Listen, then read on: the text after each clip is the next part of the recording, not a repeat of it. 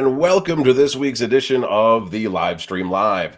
I am your host, Joshua Schubart, and as usual, we are sponsored by nobody. I am open to sponsorships, and I'd love to be able to do a little spiel about your product or your industry. I would put a little graphic right here in my hand, and we would talk about it.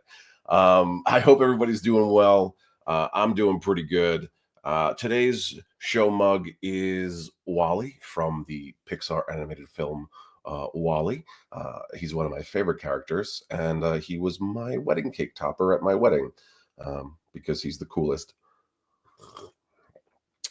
So, what have I watched? I finally watched the last episode of Penguin.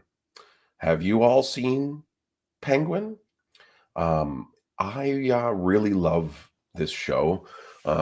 It's one of the better DC adaptations that I've seen in a very long time, in a very, very long time. I mean, Colin Farrell's performance and transformation and all of that stuff is so incredible, just from an acting perspective. I know I spoke about it a bit last week or the week before, but him getting into the prosthetics, Jonah was really, really good. Him immersing himself in the world of the the prosthetics is truly amazing, and it's very hard to do. It's one of those things where you can lose yourself, you can lose your performance, and it can get kind of hokey or dumb. And it's his performance is really solid, very, very grounded. I have seen Arcane on Netflix. I have not seen season 2 yet, but season 1 was fucking awesome. Really great storytelling. I loved how each little burst of the episodes was a new story. And I also used to heavily play League of Legends, so it was really cool to watch that. If you watched Penguin, what did you think about the last episode? I mean, I'm gonna major spoilers here. I'm not trying to fuck anybody up, but him killing Vic at the end, while I saw it coming in the moment, I was like, they're not doing that. That's too much. And then they did it. And then I don't know if it was too much. It was kind of perfect, in fact, for his character development and for the world of Gotham.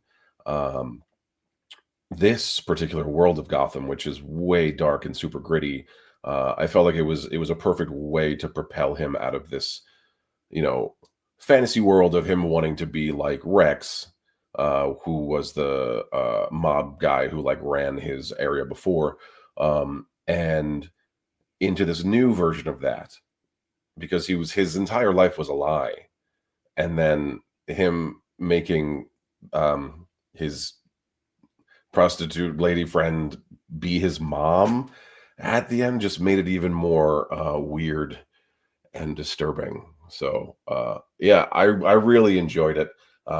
If you have anything to add about it, I'd love to hear your thoughts, but I just thought it was up and down awesome. We didn't get to see Vic's dead eyes so he could survive. You know what? I agree, and I've seen kind of some of the I guess the conspiracy theories about Vic online, and about how maybe he might be the new Robin. Maybe Robert Pattinson's Batman finds him and helps him, or maybe he has some sort of amnesia. It would be an interesting way in, and it wouldn't be the traditional way into Robin, where he's in the circus and everyone gets murdered. But his family did all die because they exploded in the city. So, in the flood, right? So in the flood, and then it exploded. So he's got a lot of trauma, and that's what it takes to be a hero in Gotham. Oh, hi, Jan. Thanks for being here on Facebook Live. All right. So we are live on YouTube, Instagram Live, and Facebook Live, and we're live everywhere. It's a fun live show. If you comment, I can see it, and we will talk about it, and we'll talk about what you comment. As long as you don't say something disturbing or overtly sexual, we will talk about whatever you feel. let's see. I am back at the Metropolitan Opera doing another show. It's called Tosca. It's one that I've been in before. And what's cool about that, and what's cool about the Opera House is that if you've been in a show before, they invite you back again. So I've been in the show multiple times. I am playing Roberti the Torturer in the show. It's a fun little role where you get to beat the shit out of the tenor in the show. And yeah, it's a beautiful opera with amazing singers, and I get to have a fun acting role in it, which is always great. Um, tonight's guest, her name is Stephanie Streisand. She is a very, very, very old friend of mine. We actually went to college together and acting school. She, from what I understand, went the improv route and then went into writing screenplays of all kinds, but from what I understand, is a bit more prolific in animation. One of my shows that I love that she wrote for is The Mighty Ones, and I also got the opportunity to audition for it a bunch of times, which was actually kind of surreal because she wrote a lot of the episodes that I got to audition for, which was very cool. But I'll shut up and I'll get her up here. So for further ado, please help me welcome Stephanie Streisand. Oh, hi, Stephanie. Oh, hi. How's it going? Good. How's it going? It's going pretty good. So we did, in fact, go to undergrad together on Long Island in New York. Yes. And yeah. No, you go. No, you say. Yeah, and we took a couple of acting classes together. We did. Yeah, and I think it was very clear that I should be a writer. No, not abundantly clear. You're good at the second class. Once we hit the second class, then it was like, oh my God, did you see that girl do that sonnet? That girl's a writer. That girl's a writer. She's got a face for writing. Oh God. Oh, someone says, hi, Miss Stephanie, you look so gorgeous, which is a great way to start. Oh, thank you. I think name's Jan. There it is. Hey, Jan. Hi. Bye, Jan. Bye. So other than, you are a very good actor, and it was great to watch you work in class. And I feel like you have to, not all the time, but it does translate to becoming a very good writer when you understand what it is to also be on the other side. Do you agree or no? Yes, I agree with that. I honestly, I mean, you can make it broader, and I think it makes you a better actor, or it makes you a better writer if you understand everything to do. Like, if you understand all the fields, like editing, set design, if you understand every single aspect of filmmaking or animation or live acting, like, the more you understand, the better you are at the specific craft that you're pursuing. No, and that makes a lot of sense. Like, I didn't really I'll ask that in a moment. I also when I started to produce and write my own stuff, it really gave me a better perspective of how everything works, and it calmed me down so much, because it used to be such a point of like trauma, almost like, oh my God, like I need this, oh my God, why am I not getting it? And most of the time it comes down to trivial bullshit. Like, it comes down to your height or eye color, or they don't like your beard, or your nose is not the right size, or some stupid shit. Yeah. Yeah. Someone asked if you're related to Barbara Streisand. Yes, I did it. I made it. I did it. You did it. Nepotism worked. You did it. I did it. If there's one thing that Babs is known for, it's animation. She's super in there. It actually never comes up uh, in my meetings. It never comes up? It never comes up. It comes up in the writers' rooms about like maybe 7 weeks in. They'll be like, "Wait, Streisand. Wait, are you related?" It's way later that they like put it together. Meanwhile, when doing acting auditions, that was always the first thing asked. Interesting. So do you find that like writers could give any fucks about who actors are? They just want to write? I mean, no, writers care who the actors are and their thing, because sometimes a name can mean it gets produced. Sure. So we care about that, but I would say nobody cares if you're related to somebody, if you're a writer, unless that person is related to a producer who finances films. Sure. Yeah. So it's very Then specific. it matters. Then it matters. And it's like, hey, can you talk to blah, blah, blah? Unfortunately, she seems to only produce her own shit, so it's not. It's very specific. Hey, do you know someone who has money that will let us have that money, please?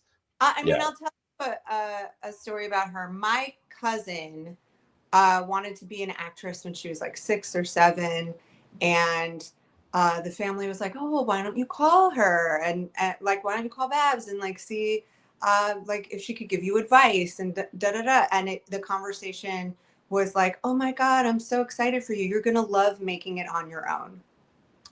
Oh, I see. To a 6-year-old. So like that's where she's at, and that's great. I mean, yeah, I mean, but I love of us do that. Used of nepotism sometimes, because it means that somebody thinks I've made it to a point where there could be no other explanation but my last name. That's true. It does get annoying, I'm sure, though. Like, you know, like you've built quite a pretty cool life for yourself. I've been, you know, watching it through the lens of social media and us sporadically speaking to each other, and also getting to audition for your show. But you know, so you started off in New York. Did you get heavily in the improv scene? Oh yeah. I love the way you said that, because that's exactly how it feels. It is how it feels.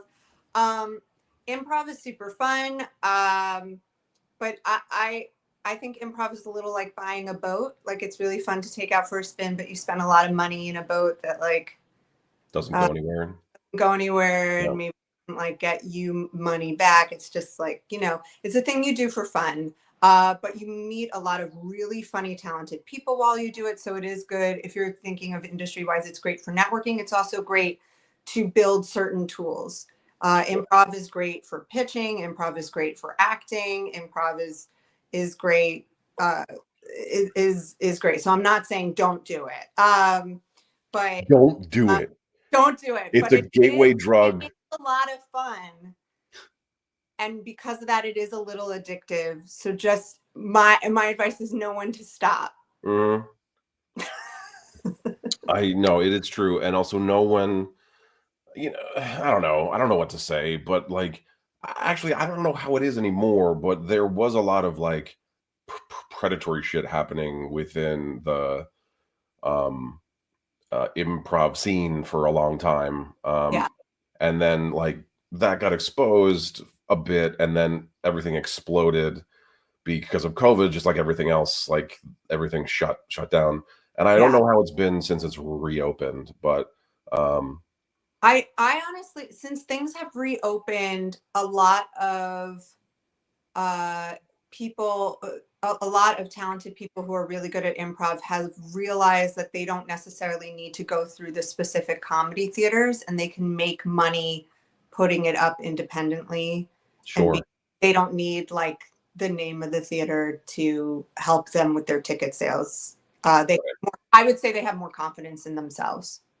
Well, that's good, because we need more of that. We need more like indie shows that it's not in one place, one people, or a couple of people making a fuck ton of money off it, and then everyone else just getting scraps. Yeah. Because it doesn't really happen so much anymore. But they would like certain shows and certain films would uh ask like UCB, like, hey, do you have like 20 improv guys that we can see? And then And if they're you like, no, we have no dudes. No yeah, dudes. we have no dudes. There's no No. dudes. None. Do you have any? Like, yeah, it's weird. It's like Far there's and wide under our couch and could not find any dudes. not in improv, certainly not, or in stand-up comedy. There's none. There's no dudes. Hard to find. Really hard to find. Yeah, that's why they had to go ask them. They're like, "Hey, do you have any dudes?" And then they're like, "Whoa, we have all the dudes in New York just here in this building." Yeah, yeah. And then so w- I was looking at your IMDb. You were on Worst Cooks in America? Yes, that's actually the thing that I got through UCB. Holy shit. I have to go watch your season now. What was that like? It was interesting. So they wanted someone funny who couldn't cook or who had trouble cooking. And I was like, I'm perfect for that because I'm just not experienced. Yeah, So it's not that I'm a bad cook. It's that I mean I don't know. I have very little patience, which is bad for cooking. sure. And I just like I didn't even know how to hold a knife. Like What I did you just make in the first episode that they had to eat? That like they're like always they like, "This didn't is show gross." it on camera because it actually so I accidentally made I didn't even mean to. I accidentally made poached eggs Oh, uh, because I didn't have the patience to do like sunny side up eggs. So I was just rolling the egg in the frying pan and it came out poached. And oh, yeah.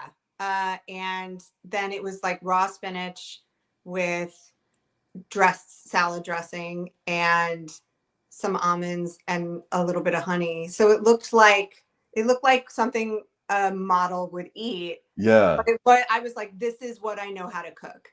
And the producers came over and said, can you just do us a favor? Can you cut a tomato on the camera, please? Because they knew I didn't hold the knife right. So Okay, so so they're they were like, like, all "No, right, dummy, that yeah, knife." we got her cutting that Yeah. tomato. Wow. So so when did you get eliminated? Did you make it pretty far? I got disqualified because while I was in the diary room, they were serving lunch. And so I missed lunch. And I was like, I'm fucking starving. And they were like, well, why don't you just eat one of the contestant dishes? And I was like, that seems dangerous. So I went with that day. The challenge was like half of us did a chicken dish and half of us did a fish dish. So in my head, I'm going, well, the chicken could definitely get me sick. So I'll go with a fish dish. And I got really sick. Uh, Oh, man. and when you have food poisoning, you can't handle food because it's contagious for like a certain amount of hours. Okay. Because of that, I couldn't film for 48 hours. So they were like, you're disqualified.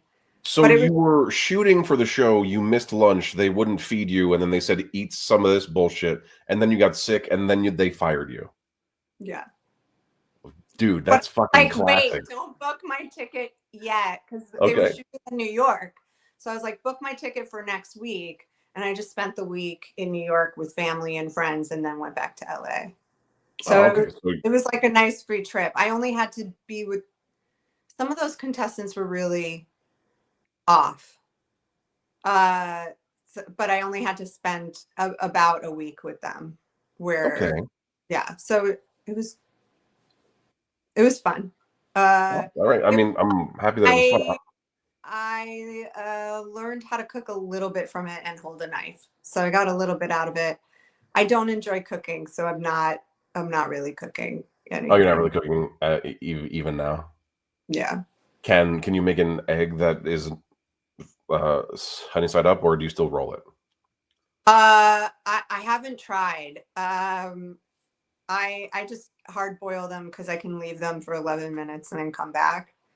Uh,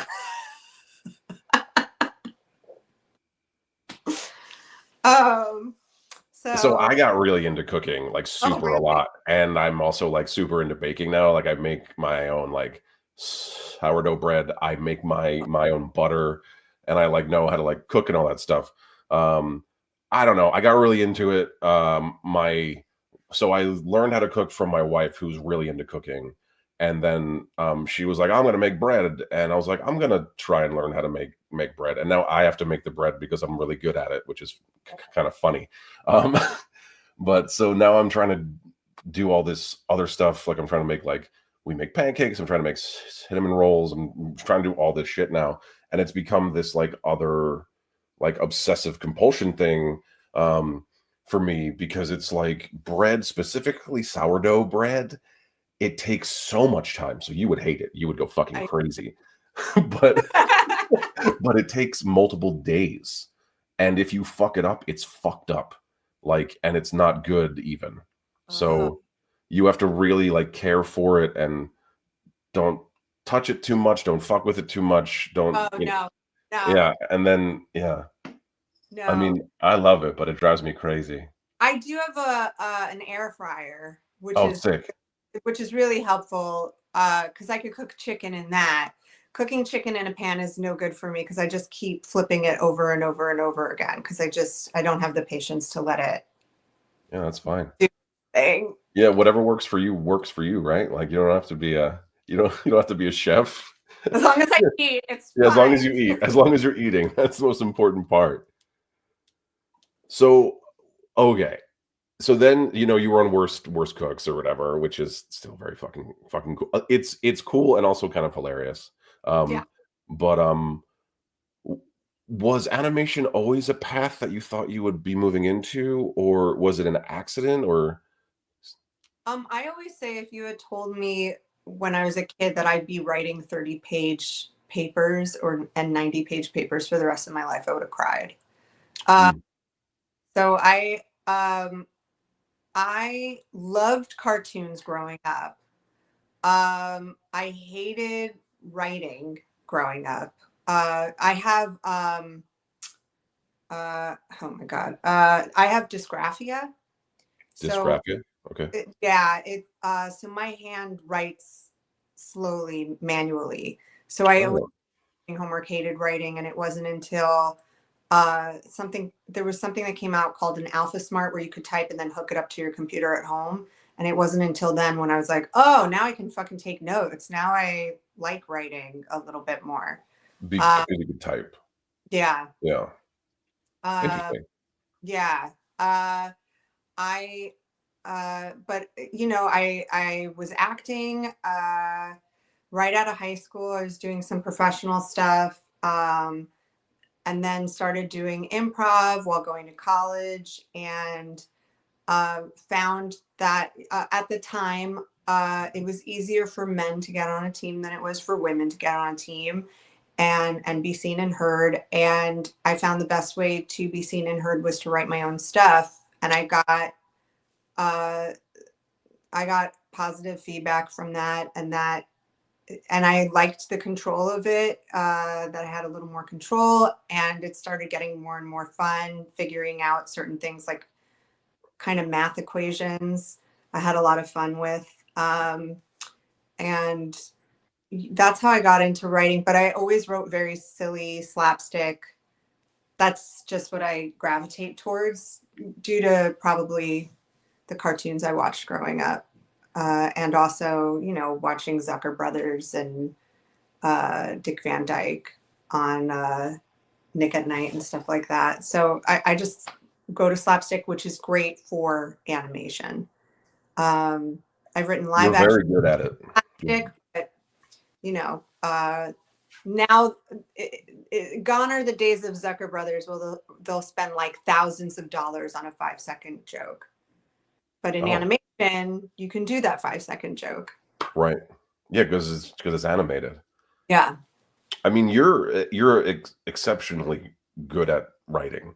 The Yeah, I mean the things that I've been able to read that you've written, or while it hasn't been a ton, it's very good and very funny, and um, it's well written, and I'm so happy to see it. Like it's so cool to see you in this world that you really belong in. Oh, thank you. That's really nice of you to say. If No, I may return the compliment. no, Okay. I forgot actors hate compliments. no. Go ahead, go ahead. You can be. I remember our Shakespearean classes together and how it just seemed, I know you put a ton of work into it, but it seemed effortless when you were performing it. And so to see you like, so of course it, I mean, I'm sure there's a lot of work, there is a lot of work that goes into being a professional actor for sure, but it, you do so much work that from the outside, your projection does seem effortless because of all the work that you put into your craft. Well, thank you so much. That's really cool to hear, and I really appreciate that. Um, that's what you aim for when you're trying to do anything in the arts, right? Is that, like, you put so much effort into it, and uh, people don't normally see it or care. They just want The the end product. Yeah, and thank you. It's cool. I mean, I'm glad that it's mutual respect and admiration and stuff. Just because it's really hard to do this industry, and to stick around in it is can almost seem like endless torture. I mean, especially with we just had those stupid strikes that aren't stupid. We like needed to have them, Yes. um, but I mean, people still don't really understand why we did it. I mean, you have a very personal story about it. If you're able to like share it, Fun. specifically the one about look who's talking. Can Oh no, can you? problem child. Problem child, yeah. All good. All right, Uh, sorry. yeah. So one of the things is how streaming is viewed by the people who run the place on purpose versus how everybody sees it. So straight to streaming is viewed as less than everything, even though everyone goes to streaming. Right. Uh, so film, like if you write a film that's going straight to a streamer, they treat it like it's straight to VHS. Which So it's not. you It's remember when you were a kid, like some shitty movie that like it's like too shitty to even be a TV movie. yeah, No, like it's like Aladdin 4 goes right to VHS. Yeah. right. So um that's how they're treating the straight to streaming. So like Which that is which is total bullshit that because Predator prequel that came out, that was treated like a straight to VHS. wow. Um, so because of that, you the pay is, even though you're writing a fucking movie, the pay is obviously it hasn't been really updated because we don't really do straight to VHS anymore. So the pay is pretty not great. And they don't pay you on time either, I'm sure. No, but not always. However, they do a better job of paying writers on time because in the WGA, the contract is if you don't pay on time, you pay with interest.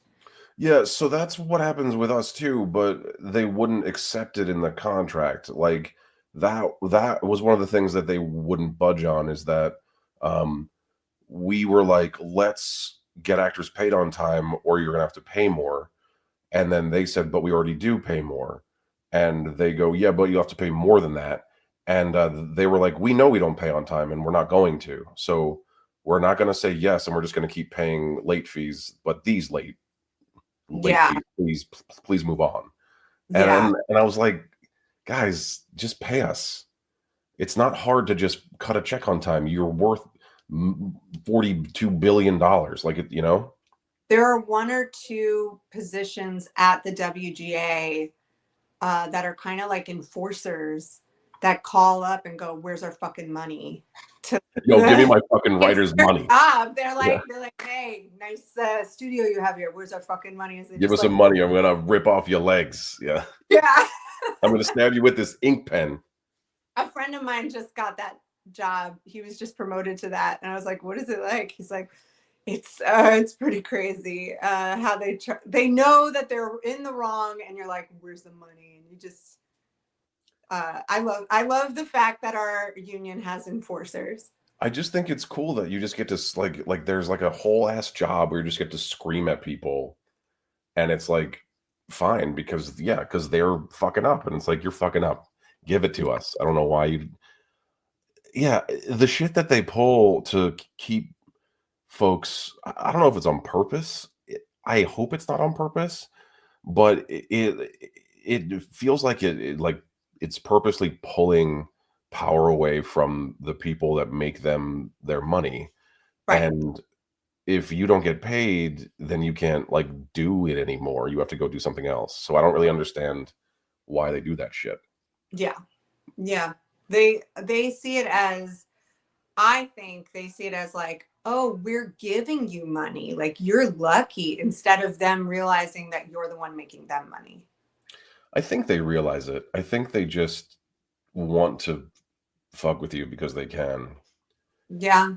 That's the only explanation that I have at this point, because just from how long our strikes went, like they exploded their own industry just to like be like no strike. Well, a problem with this industry right now is that the entertainment industry, up until streamers, has always been about advertising. So the Yep. better the show, the more expensive the ad space. That's how like everybody on Friends was able to make $1 million per episode, because that ad space was so coveted that they could sell 30 seconds for so much money, Right. advertisers. But with streaming, it's like these CEOs took over and went, "Oh, you know what I hate about entertainment? Commercials." And then they were like, "I don't understand why we don't make money anymore."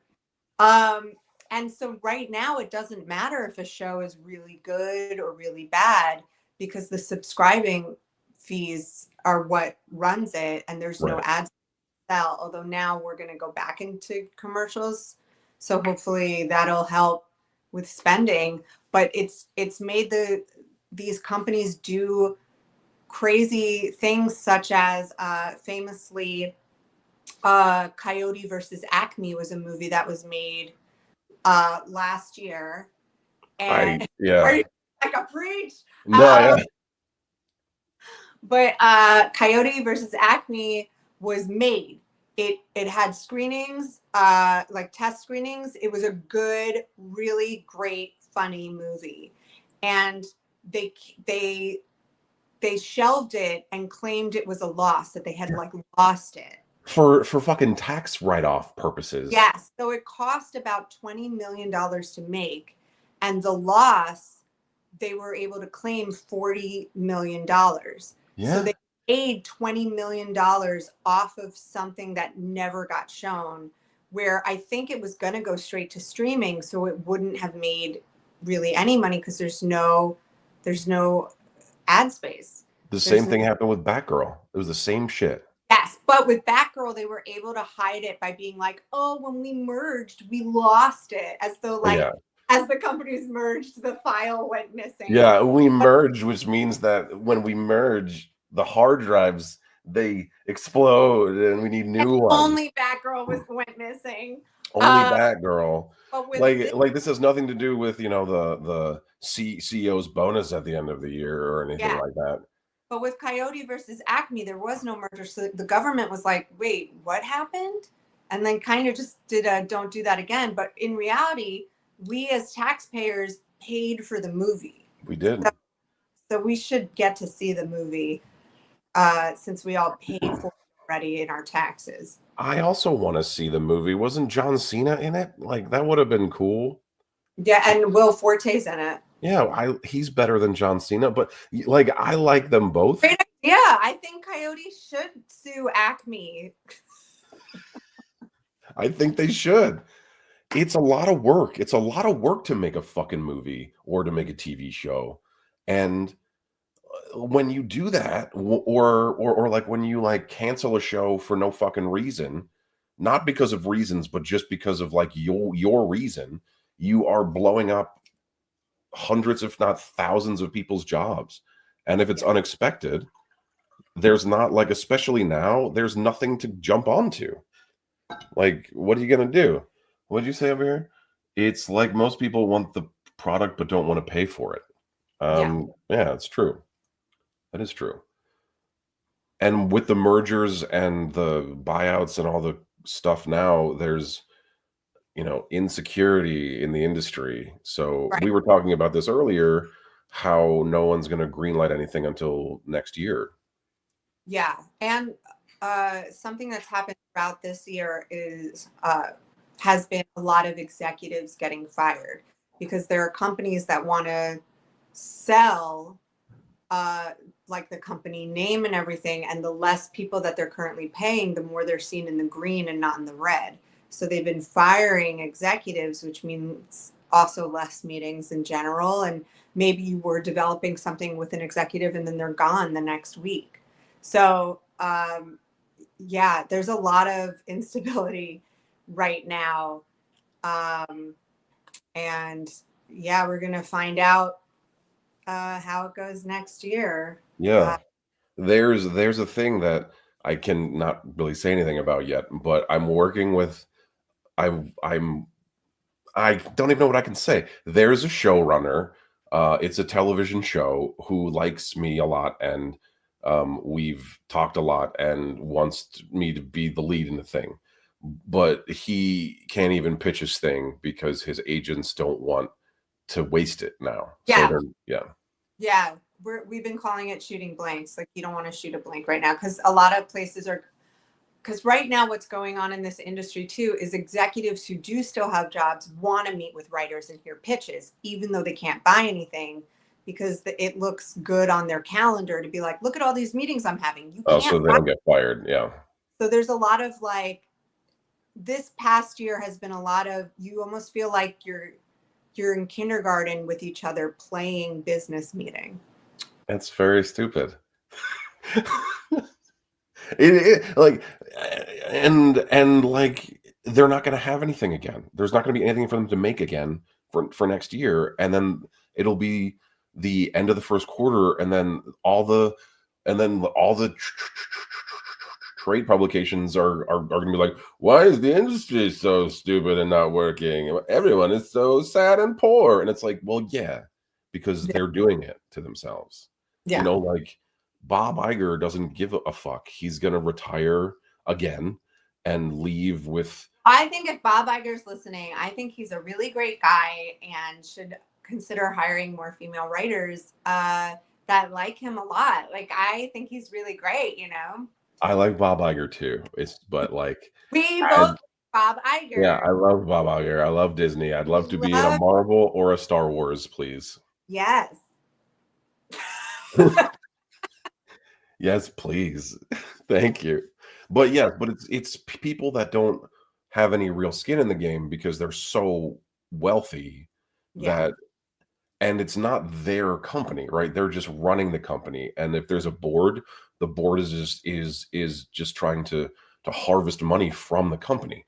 So they're, like, when all of the major studios were owned by the original families, shit was different. I wasn't in the industry then. I'd only heard about it. I wasn't even fucking alive yet.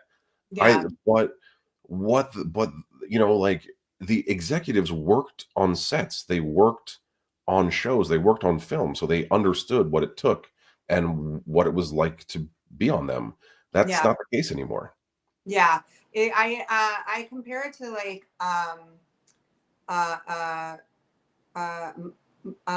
fuck, what's his name? My brain. Musk. Oh, Elon. Thank you. I compare it to Elon Musk, where he goes and he buys Twitter and he's like, ugh, you know what? I hate ads. you know what I hate? Like safety rails for whatever speed. And then it's like, wait, why am I losing so much money? Why is everyone hating leaving now? Rich people take over and still have the brain of the consumer instead of the brain of a businessman. Right. Let's just comment here. So the only two movies that I have even looked interesting to me have been Red One, which doesn't look interesting to me, and Wicked, which does look interesting to me. This person doesn't like to go to the movies except for the popcorn, but those two look like it would be almost worth it.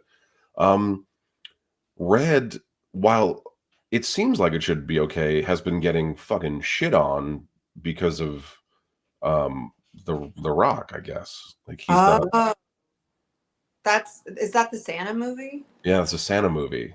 Oh, I mean, it looks super fun. I It will looks say, fun. it to the person who responded, definitely streaming now, I think, is my old ass. It reminded me of like a 70s kind of summer movie. It's a real fun time. Is that on Amazon? What's that on? I feel like let me plug other people's movies. Yeah, let me look it up. I'm gonna look it up. My old ass. It might be Amazon or Apple. My old ass. Mm-hmm. Please don't be porno. All right. It's on Prime. It's on Prime? It looks like it's on Prime. It's super fun. I recommend it. It's got like Aubrey Plaza. it has Aubrey Plaza, but it has like I know it's not this, but like Breaking Away, about like the kid that rides the bicycle. Have you ever seen that? Daniel Stern. No, you're not talking about E.T.? No. Oh, No, okay. there is a bicycle in that too. It's like it just reminds me of 70s like coming of age story of dudes, but this one stars a woman. So it's a movie that's written for dudes, but they put ladies in it. It's definitely it's written for dudes, but it stars a lesbian character. So like, you know, she's like, it's her last summer in the area, so like first thing she does is like quickly hook up with like the hot chick. Nice. It's like, yeah, I'm that fucking chick. Like, that's awesome. Kind of that kind of. that was more of like a joke, just because like that's like what conventionally happens first, is like there's like a dude that's like, I'm writing this movie for dudes, and they're like, we don't want any dude movies right now, and it's like, all right, well, I'm changing all the names of the characters to lady names, but they don't change any of the dialogue. Oh, that's funny. I will say, when I pitch, if I'm pitching a show that has a female lead or two female leads, I always compare them to male characters. To be like, that's so shitty. Like they're like dudes. Oh, that's weird. Does that work? It does. Oh, that's so shitty, Steph. Well, no, I mean, I throw in one female character, but like, no, I'm not saying that you're shitty. I'm saying that's like, that sucks. Like I understand that like you have to pitch how you have to pitch, and that you have to be like, it's just like Star Wars, and they're like, oh, okay, but like, well, I mean, yes, but there's a lot of stories where men are the protagonists. So it's easier to find the comparisons with male characters, but it is also a way to be like, no, it's cool. Like dudes will still like it. Oh, I see. Yeah. It's like, it's got ladies, but they fight stuff, so dudes will like it. Yeah. I like that. So you've been doing some cool animation stuff. Is that where you want to stay? Is that where you feel like you belong? Or, you know, what else is kind of on your list? I love writing slapstick. So I don't care if the medium is live action or animation, as long as it's slapstick. Okay. However, that being said, live action pays 3 times more than the animation. Right. Which is another thing that, so like the animation contract went up for renegotiations and then kind of came back shitty again, right? And they're still in negotiations. Oh, they're still. See, I didn't know that. They're still in negotiations, but the animation union has a lot of ground that they need to cover to catch up. So I'm not holding my breath. It's going to be a hard road, and um, it's not the best union for writers, because the people who are paid for the union don't understand what writers. So it's not the same union as the WGA. It's No, its own thing. Walt Disney, when he was making cartoons, he was saying, "Oh, writing for cartoons is actually different. So we're going to start our own union." And it was his way to underpay the writers. Oh, fuck. All And right. it's kind of like that today.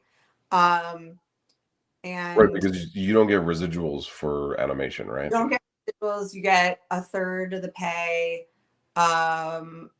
And uh, there's a lot of other things too. I'm But sure.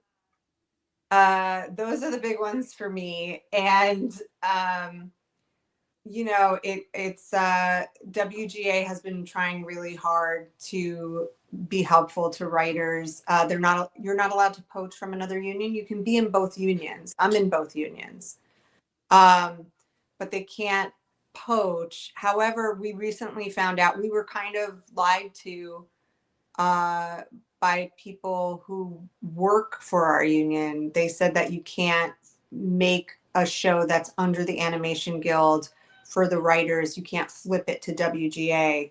And we were able to do that with Rick and Morty. Yeah, why wouldn't you be able to? That doesn't make any sense. Yeah, they were like, "Oh, it makes all the animators lose their jobs," which just wasn't true. They just wanted those shows under their belts. So they could pay. You mean like the Animation Guild wanted it under their Yeah, it umbrella? under their bubble, and then the writers worked really hard on Rick and Morty to get it to WGA a couple of seasons in, and they were able to do it no problem. Same Well, that's thing. great. So do they get residuals from that show? Yeah, once it turned WGA, any script that was a WGA script, they get residuals for. That's fantastic because that show is so wildly popular. Yeah. Yeah, I mean, like, look at Inside Out 2 made like $11 billion, right? So, God, $11 that's billion, and the minimum for writers for an animated movie is $30,000. That would like make flat. that would put you on welfare. Yeah, so that's what you make. That's it. That's minimum. Like, obviously you can argue, like, you can always negotiate to get it higher. Yeah. But I know famously the writer for Lion King and the writer for Beauty and the Beast was paid only $30,000 for each of those movies, no residuals.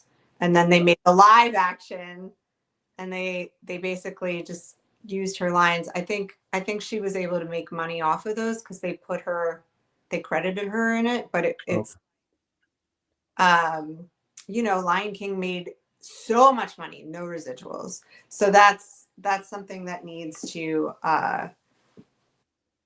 be fixed. They should just merge together or whatever. Like, because there's so many non-writers in the animation union. It covers all animation. oh, so it covers animators too, and like storyboard artists, directors, and even PAs, like PAs for animation. Even though IATSE has their own local for script supervisors and for writing assistants, they have their own union. But for some reason, if you're under animation, you go into the animation union. So they don't even get the benefits that they should be getting. It's IATSE is a strange little beast. Yeah. Well, yeah. I mean, yes. I mean, one of the reasons that I have not really done a lot of live theater in a long time is because I ran heavily into TV and film because of how much it pays. It's an unfortunate um, uh, practicality of being an adult. I don't know how else to say that, but yeah, you have to be able to pay your rent and eat and shit like that, or you're not going to be able to pursue anything that you want to. Right. Yeah. Yeah, I mean, I write plenty of my own stuff that I want to get made that I like try to pitch to folks and get money for, and that's my like passion stuff that I want to do. Yeah. But I'm aware that like Law and Order like murder show is gonna pay my mortgage. So Oh yeah. yeah, like special burn victim unit's gonna pay for. Oh, my friend's been in that recently. Oh yeah. Yeah, he was so excited. He played just a burn. Totally, you couldn't even tell it was him, and it was 3 days, and it helped pay the rent. And he just had a baby recently, so it was like really, really helpful. No, So that's super helpful, and that's great. Like being a burn guy and getting paid as a principal artist for 3 days is a big deal. yeah, so yeah. I mean, I was a potato a couple weeks ago, like What was that for? for a commercial for Pluto TV. So Oh, like were you on a couch? You were like a couch potato? yeah, I was a couch potato. Oh, that's awesome. I was a banana. One of my first things was I was a HIV prevention banana that had a condom put on me, and I had this whole conversation about another banana about how cool it was, and then he thought that he was getting picked up to have a condom put on him, and then he got eaten on camera. So he didn't even get to experience having a condom put on his face. So yeah, it was very funny, but also like kind of dark, but But yeah. yeah. I can look back at it and laugh now, but like at the time, I was because they CGI'd my face onto an actual banana. So I had to. They shoved my head through cutout like foam board, and they painted my face yellow, but they didn't let my ears go through, so I couldn't hear anything or anyone. Like I couldn't hear my scene partner, and I couldn't hear the director. So we had to scream all of our lines so that we could be heard. And if you watch it, I have it. I'll post it tomorrow or whatever. We are very obviously yelling at each other, but We're great. yeah, it's real stupid. It's real stupid, but it's fun. Are you working on anything now, or is there anything fun or exciting happening? The most recent job I had was I was doing story breaking on Bluey, which was really I know. And at the time when I heard about the job, my agent was like, "Oh, the people at Bluey are interested," and I was like, "I don't write preschool," and he was like, "Have you watched the show?" And I said, "No." He's like, "Watch the show, and then if you don't want to be submitted, like you don't have to have the meeting, blah blah blah." Like, and I watched I watched a couple of episodes. I watched the first 2 episodes, and then I looked up like best episodes to watch, like Yeah. fan. So I watched 3 of those, and I went, "This is not for kids." Uh, So literally, I have my daughter is 3 years old. We have watched so much Bluey, and me and my wife cry through the entire thing. It yeah, is so good and incredible, and what we do you think that they're watching though? Because like for instance, the Rug Island episode, I'm like, what do the kids think that they're watching? they're watching a funny episode about kids playing an island game on a rug, and like Because I was sitting at home alone watching that episode, and at the very end I stood up and went, "Give him an Emmy." It's we've watched every episode of that show like 100 times, and it's one of the only shows like that I've seen ever that I can do that with. And we've watched some kid stuff that I'm like, I don't know if I can watch this again. If I Yeah. do, I'll saw my head off. Yeah. But Bluey, so you were story breaking for Bluey? Yeah. And the hours were 4 p.m. to midnight. It was remote because they, Oh, because they're in Australia. oh, yeah. Yeah. Um, Which so which ones did you work on? it's for season 4. Oh, there is going to be a season 4. I don't know. Wait, was that not? I don't know. We don't know. I have no idea. Did you sign an NDA or No. anything? All right, so then I don't have to like immediately end this live. But well, so we weren't sure. We like hadn't heard anything about it. Like I'm gonna go upstairs when we're done, and I'm gonna tell my wife, and she's gonna freak the fuck out.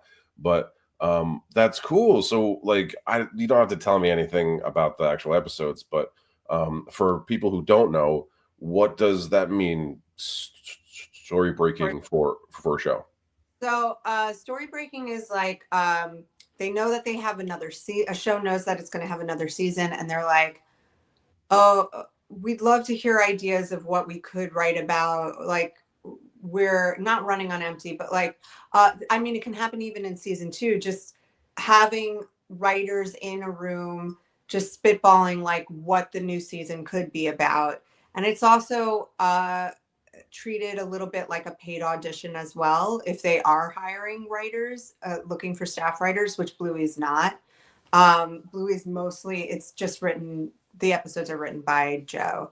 Yeah. So so this was like, oh, we just want to hear some ideas, some spitballs, and like you're paid for those 3 days, and you just are like, all right, you're paid pretty well, and then if they choose to be like, oh, I like this pitch, like I'm gonna do that, like that's what you were paid for, to be like, here's a pitch, like you're just Oh, throwing. okay, interesting. Yeah. So but they have rules on their show, so they send you a Bible for their show. They send you like what elements that have to be in every episode. So like for instance, a game has to be in every episode. Okay. Oh, interesting. Cool. And- Well, because that's a huge part of the show is that um, the parents play with their kids. So yeah, and that's it can cool. also be a game that just the kids play and things like it's just a game has to be in the show that helps discover a certain lesson that, without like hitting you on the head with the lesson that's learned from it. Oh, that's great. That's really cool. I mean, also like Joe has really like him controlling every aspect of that show has made him not only a ton of money, but like it's really you don't see anything like that anymore. You don't see like a one person controls every aspect of their creation. It's very out of the US, because in the UK that's how it's done too. Usually is they hire the one Oh, to write the entire series.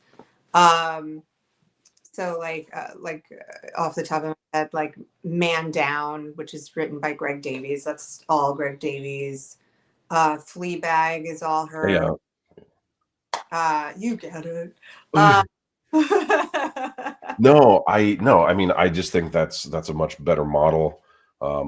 yes and no, because like I if you have a very strong vision of what the show is and like where you want to go and where it ends, yes. However, like having a couple of other brains to bounce off of is great, which is, why Joe had a story breaking room, is to bounce some ideas off a couple of brains and be like, okay, I after, because he writes like uh an average of 52 episodes a season. Oh So shit. All right.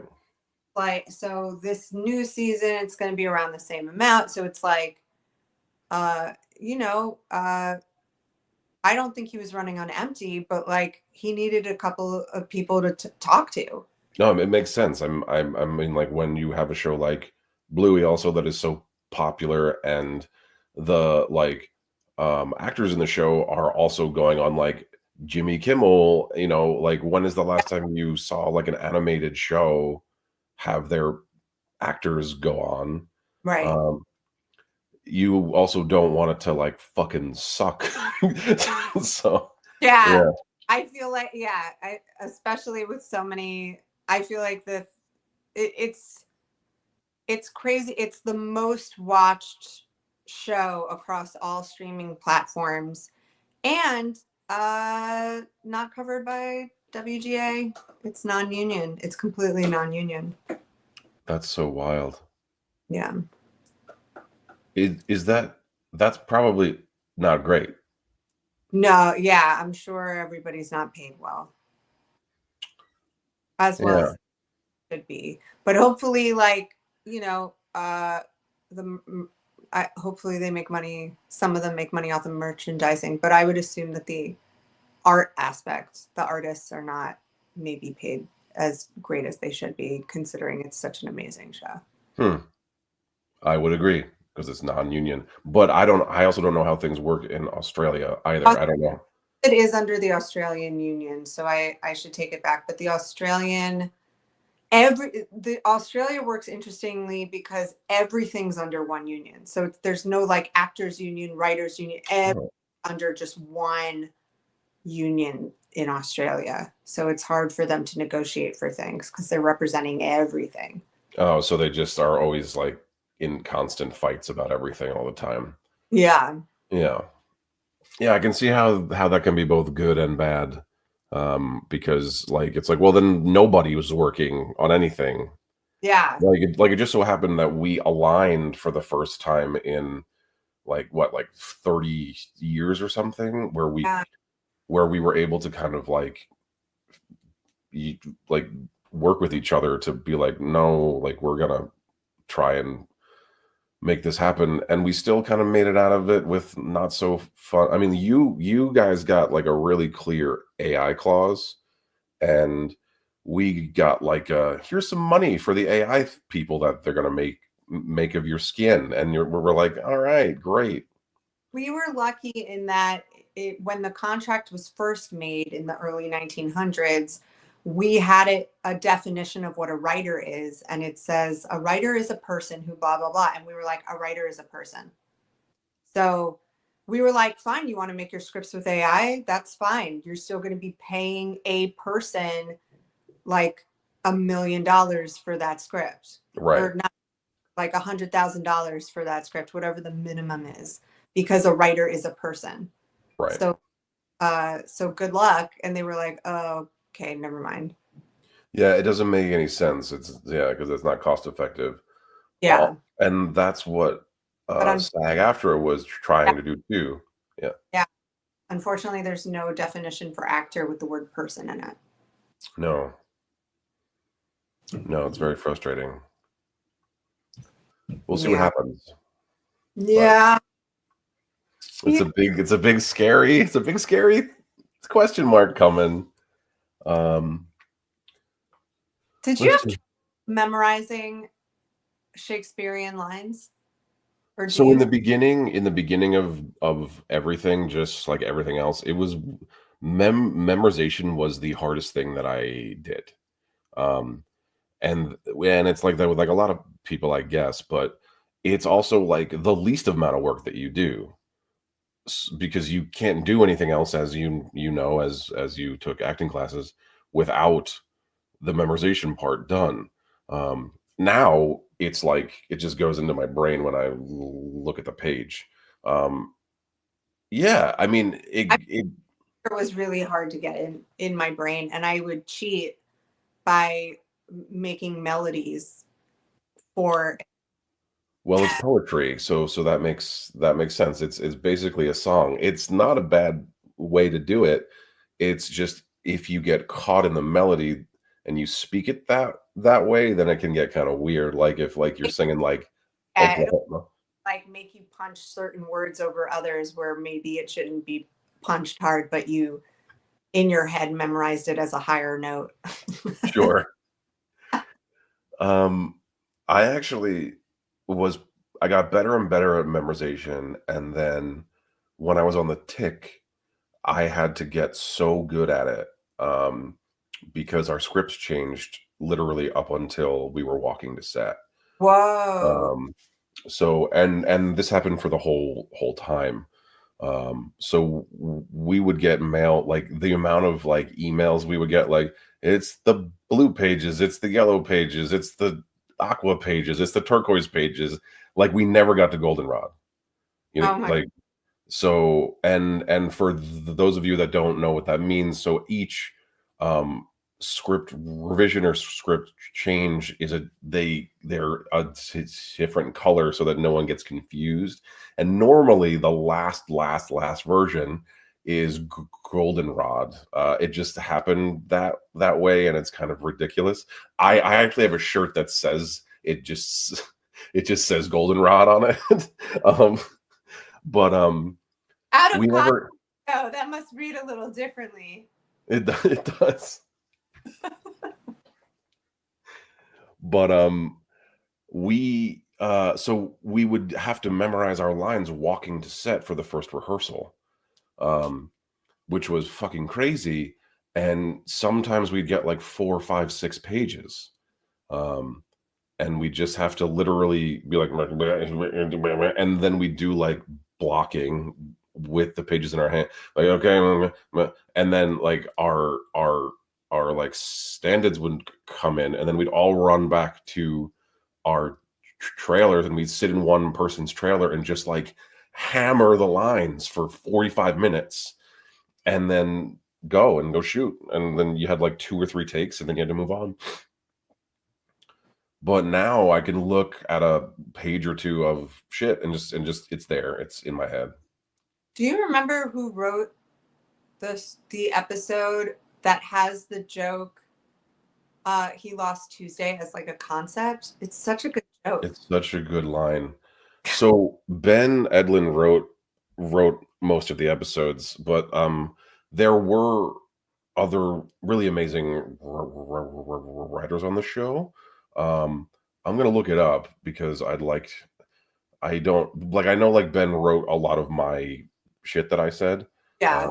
which is really cool, and like was a amazing experience for me because he's like one of my heroes.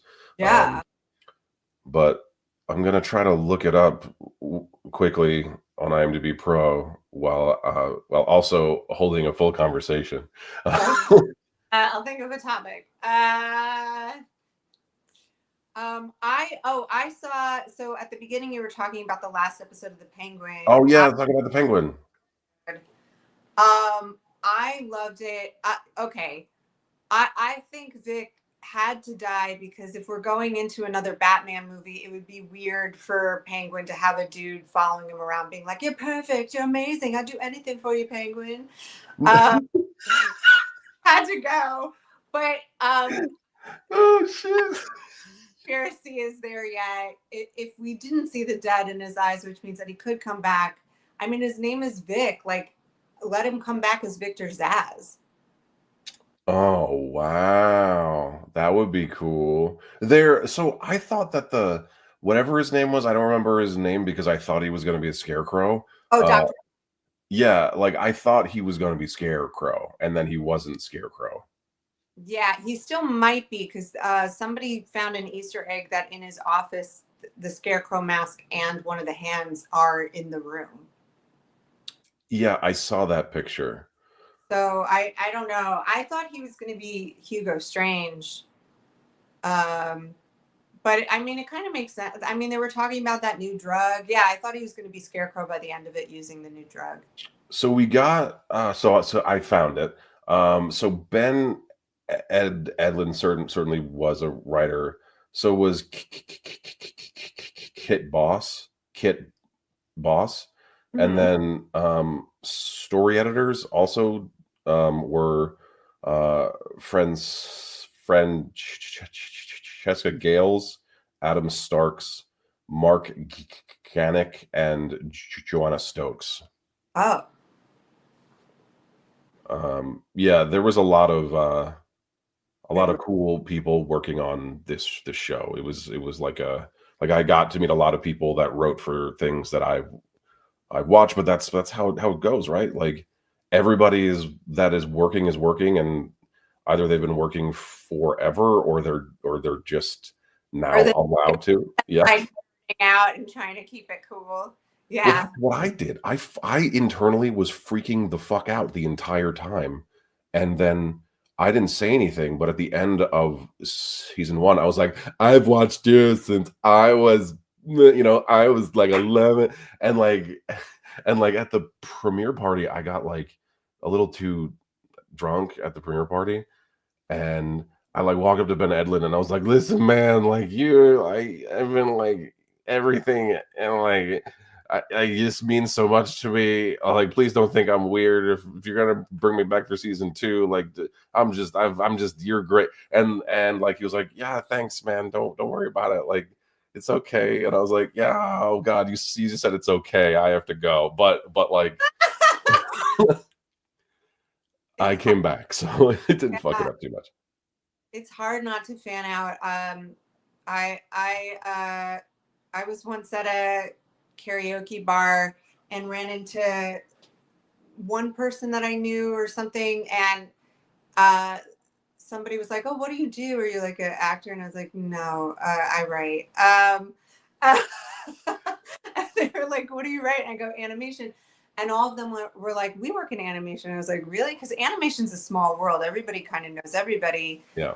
And one of them was like, "Yeah, I'm Adam. I'm Adam Henry." And I was like, "Oh my God, you're Adam Henry? You're Shira. Like you were the art director of Shira." And then I just like freaked out. And It that happens. that's the worst I've ever been.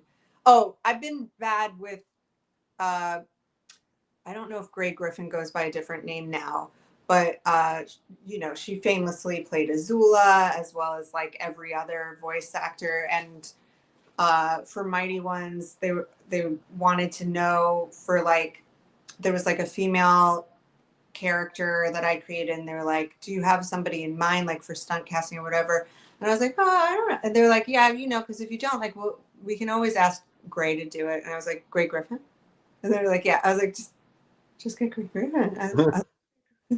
I love Gray Griffin so much. Like, get her." And they were like, "Oh, I mean, but we could get." And I was like, "Get Gray Griffin." To me, that's stunt. Give it to me. Oh Right. my So God, can I meet her? And they were like, yeah. And I was like, "Oh my God." that's awesome.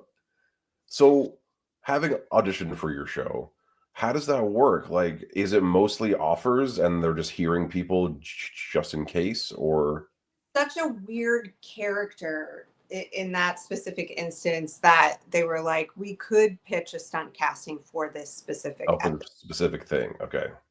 But other than that, it was open casting. Well, that's good to know. Because I kept going in, which felt really cool. Yeah. Um, and then I don't know, that didn't happen, which felt very sad. Dragons, I wrote on Dragons Nine Realms, and a lot of the parents were stunt casting. Like Julia Stiles was one of the parents, and things like that. But there's a wonderful sketch written by John Mulaney for the Bunch Lunch or whatever that show is called on Netflix, Yeah. where there's like a test screening with kids for a cartoon, and one of the they're like, "What'd you think?" And they're like, "I recognize the voice of blah blah. Was the person playing this character this famous actor who's 70 years old?" And they're like, "Yes, it was," as though like kids give a shit who like About about something. who's playing it. So yeah, nobody was watching Dragons going like, "Oh my God, is that Julia Stiles?" Holy shit. Holy shit. Yeah, I guess that's true. Yeah, kids don't give a fuck. Yeah. No. Yeah, like my 3-year-old has no idea that Maui is The Rock. I know that it's The Rock, Right. but she's just like, it's that guy who has a hook and I like him. Yeah. It's like that's the wonderful thing about animation is really all you got to do is be a good actor. I think like everybody in animation on my side is like, we don't care as long as like it's acted really well. And it's the CEOs that are like, but we want to we want to hang out with a celebrity for lunch. That's always the way. That's always what it's like. We've been talking for over an hour. So if Yeah. anyone has any questions that they'd like to ask or any comments that are, not about the way that we look, that would be fantastic. But we are going to wrap this up soon because this conversation felt like 5 minutes. This was so much fun. It was fun. I really appreciate you saying yes when I asked you to come hang out with me. I know when you asked. Yeah, this is cool. I mean, you've always been just a really cool person, and I've always liked you. So I'm so happy that you're doing great. Ditto. All right. Looks like no one has any more questions or comments. I'm gonna let you go, and I will talk to you very, very soon. And I'll do my ending spiely bip now, and goodbye. Bye. Thanks Bye. for having me. Of course, anytime. All right, everybody. Thank you so much for being here. I hope you had a great time and you had a wonderful time, as much of a wonderful time as I did, talking to Steph. Really cool info about animation and just how the industry works in general. Oh, goodness. Have either of you taken on a project you regretted? I certainly have. Stephanie's gone. But I've taken on a few smaller indie films that I regretted because they didn't they weren't good. um, they were either like very poorly acted, very poorly written, or they were new, or they didn't have good cameras. And it was in the beginning of my career when I desperately needed to have real footage, and it didn't work out for me. So I didn't get it, or it was so bad or poorly shot that I couldn't use it. So that's the only thing that you really regret, is like not being able to use it, or not being paid for a thing that you were supposed to get paid for. Makes you feel like you made a mistake. Again, thank you so much for coming to the live stream live. If you're watching on YouTube, please like and subscribe. If you're watching on Instagram, thanks so much for being here. I have a subscription that costs less than a cup of coffee a month. It's $5 a month, and you get access to a bunch of things that I've created. Amazing community of people that all hang out with each other on this app called Discord. It's a messaging app where you can talk or chat or stream or whatever, and it's a fun, nerdy, magical time of like-minded folks that all like to talk about stuff.